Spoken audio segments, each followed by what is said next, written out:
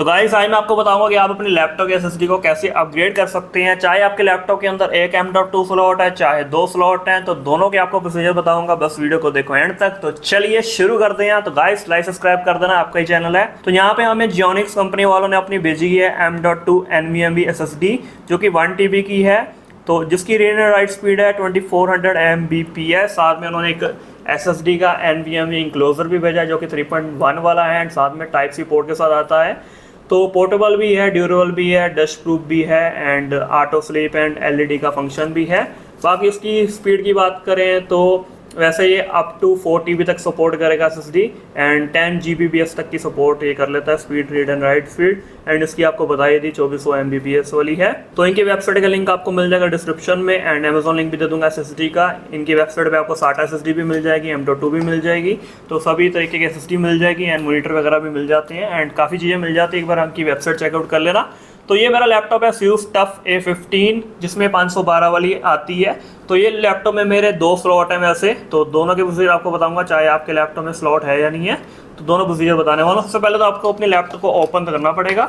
अगर आपका laptop out of warranty है फिर आप खुद कर लेना, अगर आपको नॉलेज है। अगर आउट ऑफ वारंटी मतलब वारंटी में है तो फिर आपको सर्विस सेंटर लेके जाना चाहिए। बस आपको ये चीज़ें परचेज कर लेनी है, फिर आपको जाना है सर्विस सेंटर लेके। तो लैपटॉप को मैं ओपन कर लेता हूँ फटाफट। तो पेज वगैरह सबसे पहले ओपन कर लेने, वो मैंने ऑलरेडी कर ली है ओपन।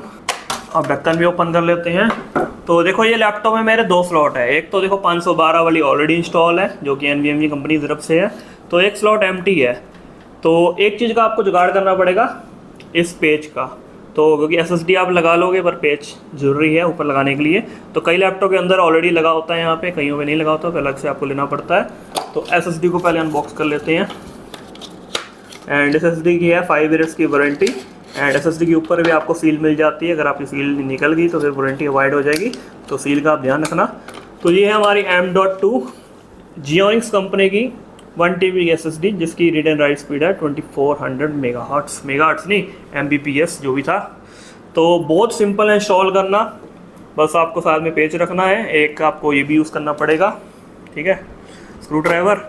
तो बहुत ही सिंपल है, जैसा डिज़ाइन यहाँ पे वैसा डिज़ाइन वहाँ पे रहेगा। तो सिंपली आपको ऐसे ऊपर धकेल देनी है, अंदर आपको बस जा रहा है ये चीज़ देख लेना। तो फिर ऐसे आपको दबाना है, फिर आपको बस ये पेज लगा देना है। उससे पहले आपको बैटरी जरूर डिस्कनेक्ट कर लेनी है। तो हाँ, एक बार बैटरी डिस्कनेक्ट कर लेते हैं, क्योंकि बाई चांस ये पेज मदरबोर्ड पे गिर गया तो मदरबोर्ड शॉर्ट हो सकता है। तो उससे पहले आपको बैटरी को डिस्कनेक्ट करना पड़ेगा, ठीक है। तो ये होगी हमारी बैटरी डिस्कनेक्ट। आप पेज गिर जाए कोई दिक्कत नहीं है। तो ये हमने ऐसे दबाया, फिर पेज को यहाँ पे रखा। मैग्नेटेड वाला अगर आपके पास है ना स्क्रू ड्राइवर तो बहुत बढ़िया रहेगा। अब मेरे पास मैग्नेटेड वाला नहीं है, मैग्नेट वाला, तो मुझे फिर ऐसा करना पड़ेगा। तो रीड एंड राइट स्पीड पूरी दिखाऊंगा मैं एंड इंक्लोजर का कैसे इस्तेमाल करना है वो भी मैं आपको दिखाने वाला हूँ, ठीक है। तो ये था। अब SSD हो चुकी है अपग्रेड। अभी मैं ऑन करके आपको रीड एंड राइट स्पीड दिखा दूंगा, लेकिन उससे पहले आपको बताता हूँ, अगर आपके लैपटॉप में स्लॉट ही नहीं है एक्स्ट्रा, फिर आपको जो ऑलरेडी आपकी 256 GB या 512 वाली है, अगर उसको आपको 1 TB में करना है तो फिर पुरानी वाली लगा के आपको नई वाली लगा देनी है। फिर आपको विंडोज़ कर लेनी है लैपटॉप के अंदर, बाकी सीरियल की रहती है लैपटॉप के अंदर। अगर आपने जेन्युइन विंडोज़ वाला लैपटॉप लिया था तो सीरियल की रहेगी। आपको बस विंडोज़ की वेबसाइट से माइक्रोसॉफ्ट की विंडोज़ डाउनलोड करके पेन ड्राइव का बूटेलो बना के तो विंडोज़ को इंस्टॉल कर लेना है। आपकी ऑटोमेटिक एक्टिवेट हो जाएगी विंडोज़, क्योंकि मदरबोर्ड के अंदर ही सीरियल की रहती है। बस इंटरनेट करने के बाद, इंटरनेट कनेक्ट करने के बाद कनेक्ट हो जाता है, मतलब एक्टिवेट हो जाती है विंडोज़। तो SSD जो आपकी पुरानी रहेगी, तो पुरानी SSD को आप इस इंक्लोजर में डाल के आप अपना डाटा तो डाल सकते हो उसके अंदर। तो इसलिए इंक्लोजर का भी काम रहेगा, इस वीडियो में भी मेरा काम रहेगा, क्योंकि इससे पहले मैं ना अपने सेकेंडरी स्लॉट में ना 512 वाली यूज़ कर रहा था, 500 GB वाली। तो इसके अंदर डाटा पड़ा है। अब मैं ऐसे इंक्लोजर में डाल के ना अपने नई वाली SSD में ट्रांसफ़र करूँगा डाटा। तो इस केस में हमारी इंक्लोजर भी काम आएगा, तो उसका भी टेस्टिंग हो जाएगी हमारी वीडियो के अंदर। बाकी बाद में मैं इससे एज अ एक्सटर्नल SSD भी यूज़ कर पाऊँगा इंक्लोजर लगा के, क्योंकि एक्सटर्नल चीज़ बन जाएगी एक। तो अब लैपटॉप को फटाफट मैं पैक करके ना ऑन कर लेता हूँ, फिर आपको उसकी रीड एंड राइट स्पीड दिखाता हूँ। तो लैपटॉप मेरा हो चुका ऑन। तो बैटरी जरूर लगा लेना क्योंकि मैं भूल गया था। तो देखो मेरे यहाँ पे 1 TB की SSD हो चुकी है शो। अगर आपकी नहीं शो होती ना, आप डिस्क मैनेजमेंट खोल के वहाँ से आपको ना एक बार क्रिएट न्यू ड्राइव करना पड़ेगा। तो देखो यहाँ पे शो हो रही है ना, तो यहाँ पे आपकी मतलब करने की ऑप्शन आ जाएगी, क्रिएट करने की ड्राइव, क्योंकि फर्स्ट टाइम जो न्यू लगाते हैं तो क्रिएट करने की ऑप्शन आती है। तो अब मैं आपको read and write speed test करा देता हूँ। तो यहाँ पे मैंने disk mark, crystal disk mark है यहाँ पे, जिससे हम read and write speed test करने वाले हैं। तो यहाँ पे सेलेक्ट कर लेते हैं ई ड्राइव, ठीक है। अब read and write speed check कर लेते हैं कितनी आती है। तो जब तक read and write speed test हो रही है तब तक हम इसकी अनबॉक्सिंग कर लेते हैं इंक्लोजर की, एंड ये अपनी SSD को डाल के मैं टेस्ट करके दिखाता हूँ। तो कुछ ऐसा बॉक्स दिखता है, टाइप सी वाला है। सबसे पहले हमें मिल जाते हैं कुछ स्क्रूज, उसके बाद हमें मेटल बॉडी में मिल जाता है जियोनिक्स कंपनी का NVMe इंक्लोजर, जो कि 3.1 वाला है। तो यहाँ पे देखो type C to USB cable मिल जाती है, तो टाइप सी वाला इंटरफेस है यहाँ पे। एक यहाँ पे आपको ये भी मिल जाता है स्क्रू ड्राइवर, इसके अंदर भी स्क्रू लगानी पड़ेंगे ना आपको, तो इसे निकाल लेते हैं बाहर। तो कुछ ऐसा देखने को मिल जाता है। तो यहाँ पे आपको SSD का लगा देना है, चाहे तो इसे बाहर निकाल लो, ठीक है। अब मैं अपनी SSD पुरानी वाली जो है ना, इसके अंदर मेरा डाटा पड़ा हुआ है। अब मुझे नई वाली SSD में डाटा को कॉपी करना है, तो ये चीज़ बहुत अच्छी काम आने वाली है मेरे। तो ये मैंने लगा दी यहाँ पे। फिर आपको यहाँ पे पेच लगा देना है। तो पेच लगाने से पहले ना आपको ये स्क्रूज निकाल लेते हैं, क्योंकि इसके अंदर एक बेस मिलता है जिसमें आपको लगाना पड़ेगा। तो ये चीज़ आपको मिलेगी। तो ये SSD नीचे जाएगी एंड ये पेच है, ठीक है। तो इसे आपको कैसे करना है स्क्रू, एक तो इसको नीचे रखना है आपको, ऊपर से लगा देना है स्क्रू। स्क्रू देख लेना जिसकी चौड़ी हो ये चीज़, ताकि SSD को वो कवर अप कर पाए। फिर आपको स्क्रू ड्राइवर तो साथ में मिल ही जाता है, तो ये बढ़िया बात है। फिर आपको ये बस टाइट कर देना है।